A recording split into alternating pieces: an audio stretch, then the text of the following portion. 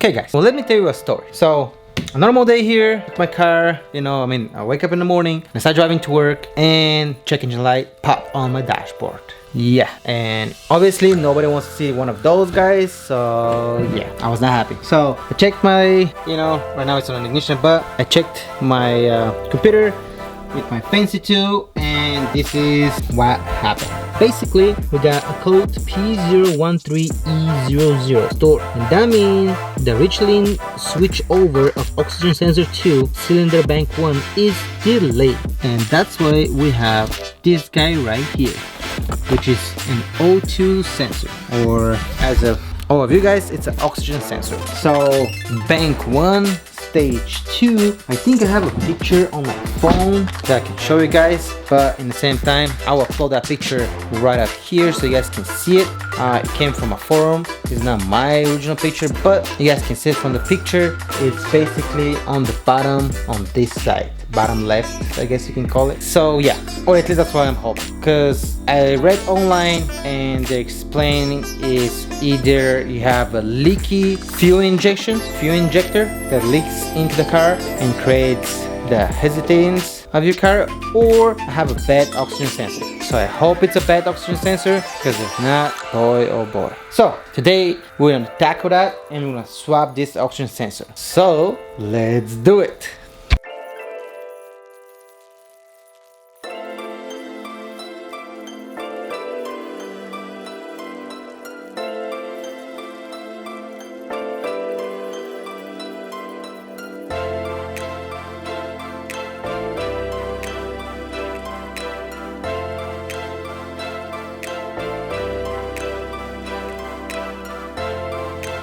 Okay guys, so after dropping the underguard and all of the plastic underneath the vehicle, now we need to get this special tool to be able to remove the oxygen sensor, which is this guy right here.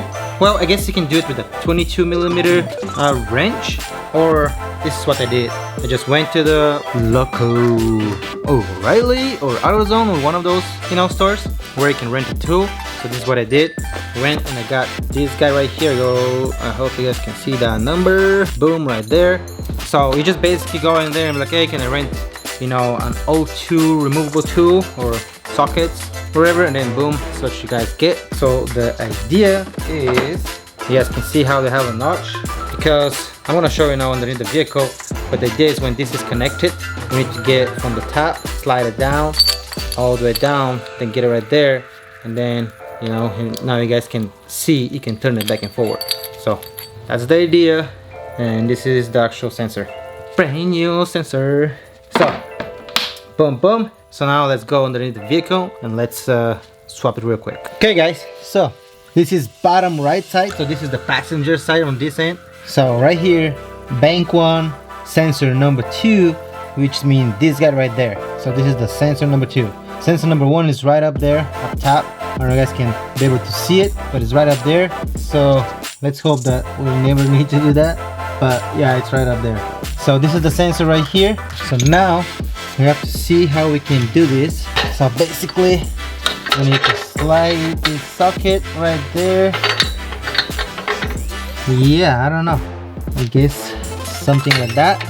And now we should be able to unscrew it. I think it's this way. Yeah, I think it might be this way. Of course it's tight. So, oh, you got it? Oh yeah, I got it. Okay guys, so now we need to get it unscrewed. Usually if you guys want, you can just first unplug it, but since this is a bad one, I guess mine looks a little bit different than this, so I don't know. So I'm gonna unplug it from the top, and then we'll compare those two together. Okay guys, so as soon as we get it unscrewed, to be able to disconnect, you guys need to pull. There is a little bracket that's holding this connector together. You guys need to pull it out, and then to be able to disconnect this side from the top, you basically need to squeeze this little piece right here. Hope you guys can see that. Boom, right there. So squeeze this piece right there, and then just pull down. So squeeze firmly, then pull down. So this is the one that we just barely removed, and this is the replacement.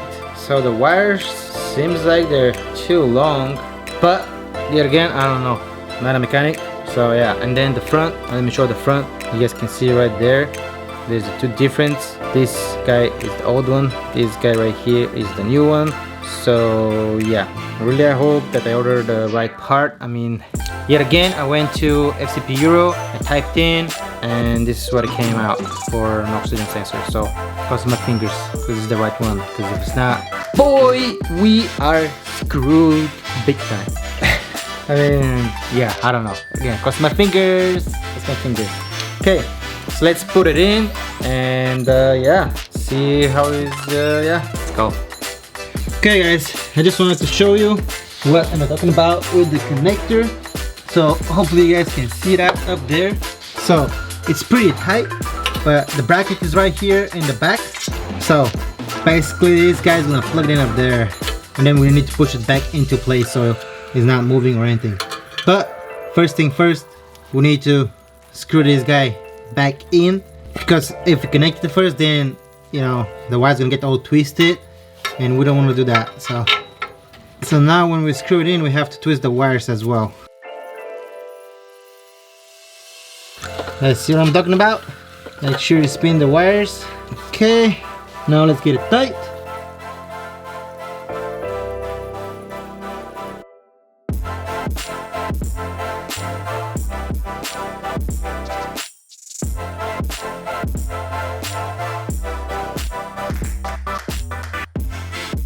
Okay, so here comes the tricky part. Now this guy needs to connect up there. Hope you guys. So now this is how we're gonna plug it in up there. Hopefully, there you go. As soon as when you guys hear the click, we're all good. So now we need to get the connector, put it into the place. So right there. There we go. That should be it. Now it's pushed into place. So just readjust your wire as best as you can. I know it's not gonna be really perfect, but there you go. Hope you guys can see that.